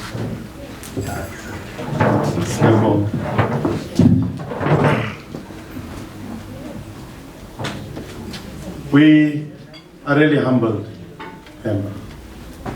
Really humbled to have you, and have you as a brother, a father,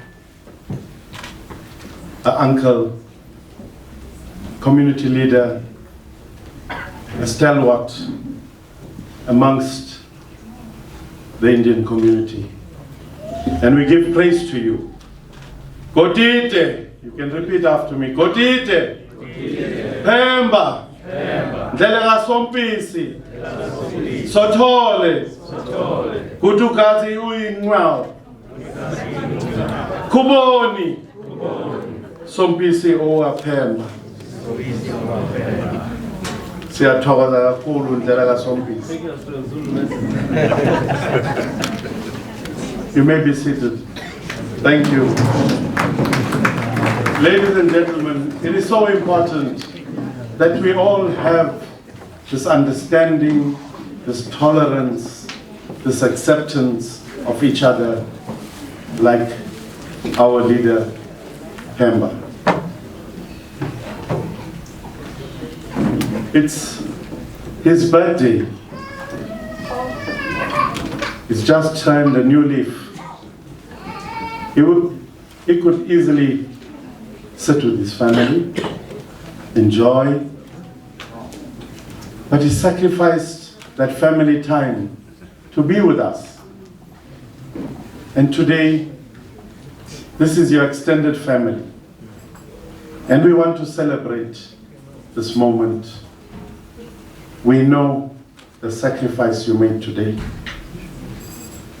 Yesterday, to be in Durban, go to Pietermaritzburg, come back to Durban, attend an event in the morning, go to Mpangeni, from Mpangeni, come back to Chatsworth, from Chatsworth, you're going back home for other duties to continue tomorrow with your dedicated staff.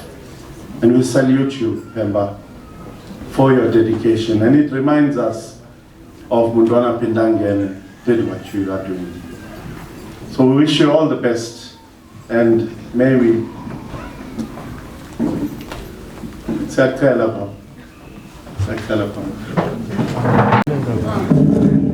All right, radio people are much better at talking than singing, and it leaves a bit to be desired for both of us. So we'll ask for some help from all of you to sing happy birthday.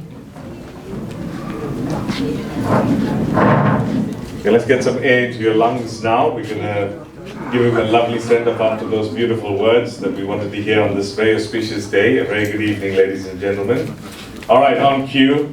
Happy birthday to you. Happy birthday to you. Happy birthday, Kwazulu. Happy birthday to you. For he's a jolly good fellow, for he's a jolly good fellow, for he's a jolly good premier. And so say all of us, and so say all of us. Hip hip, hooray! Hip hip, hooray! Hip hip, hooray! Happy birthday.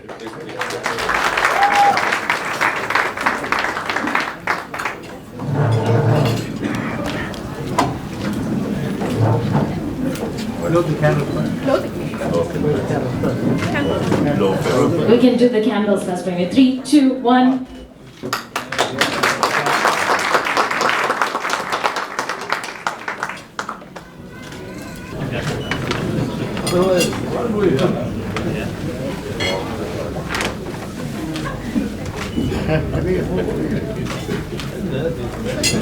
Beautiful, our very generous premier cutting many slices of cake all together. A round of applause for him one more time.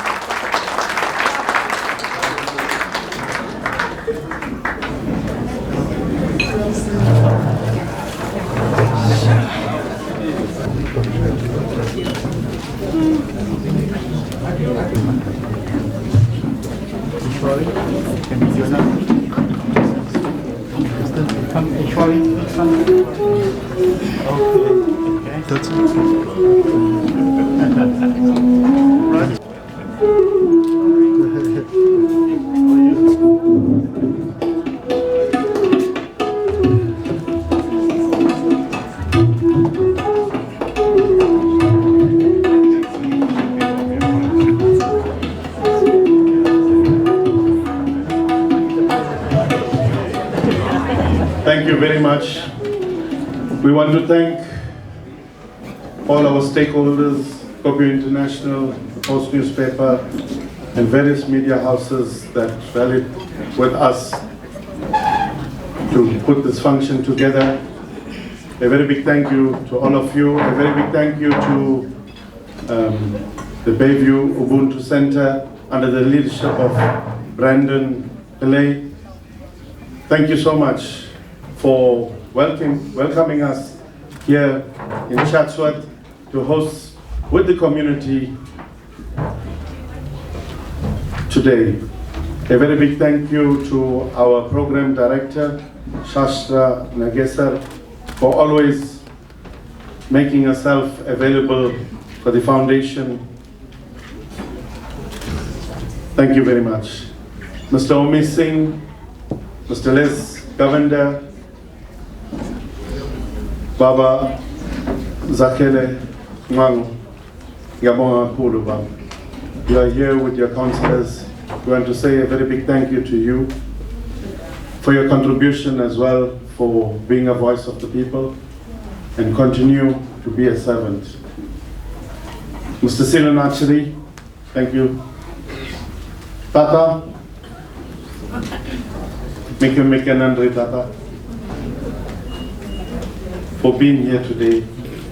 Really, it inspires all of us, because when we salute our elders, it's the biggest blessings.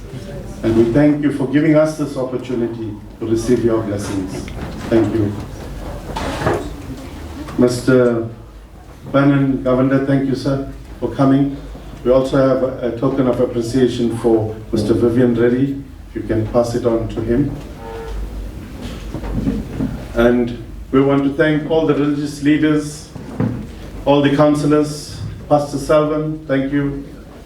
Ashni Maharaj, thank you for your contribution towards our prayer today. If there's anyone I left out, please take it as you are part and parcel of us. When you are part and parcel of us, we must walk this journey, we must debate, and like the Premier said, time has come for us to unite. Mr. Sivananda, I think it's a turning point in our province. And where to from here? It's going to be dependent on us. And we can make it or break it. And if we fail, we will fail the future generations of our children and South Africans at large. I'm reminded of a community out in Apangeni, in Matrigane, Kwasomopa area. I walked all over there. There were once an Indian stalwart, Mr. Govender. He married Inkosi's daughter in the early 40s. And they had many children. And when I went there, I was surprised. The Zulu community ID, Stole Govender, Angelina Govender, from the ages of 70, 60, up to a 1-year-old child, Scott, the surname Govender. And I inquired, Pemba. Then I said to them, take me to the grave of Mr. Govender. And they took me. It's just outside Materane, near Tronox.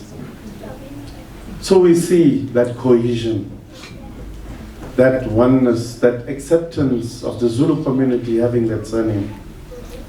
So we too need to start building and coming together. And my plea is to let us all rally around the Premier and foster those good relations amongst all of us as one nation. Because today we are here, we're not guaranteed of the very next second.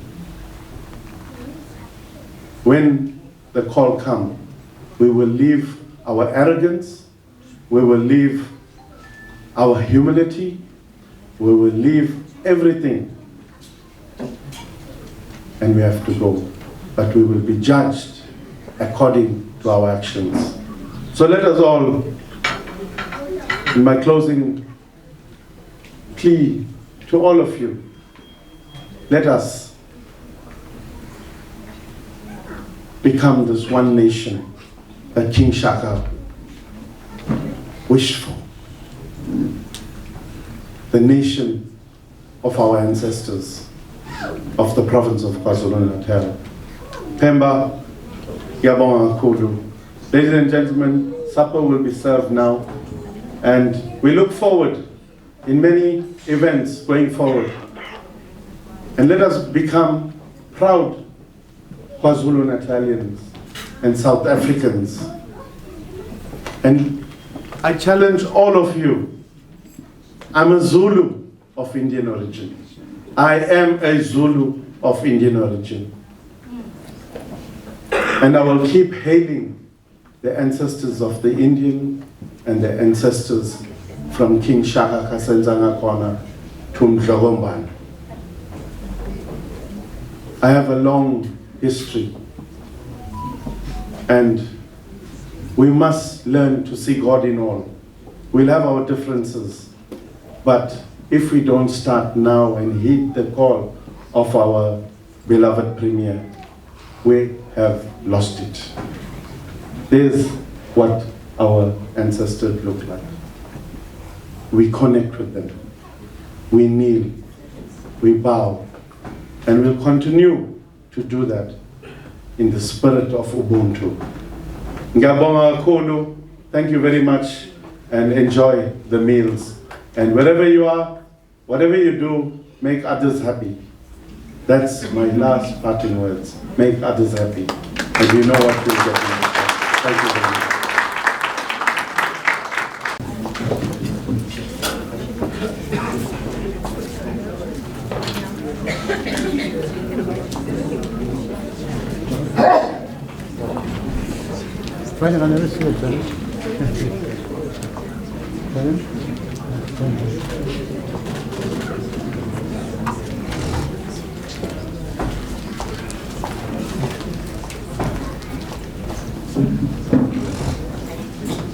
As we draw the formal program to a close, ladies and gents, I'd like to invite you all to enjoy the delicious meals and entertainment lined up for the rest of the evening. Towards the back of the hall, you'll find the non-veg meals and the vegetarian on this side of the hall. Thank you once again, ladies and gentlemen, and to our honored and esteemed guests for being part of this historic celebration. Let's continue to honor our heritage with pride and with unity. Thank you so much, and enjoy the rest of the evening. And I think also just one more big round of applause for our speakers and the organizers of this wonderful event. Thank you.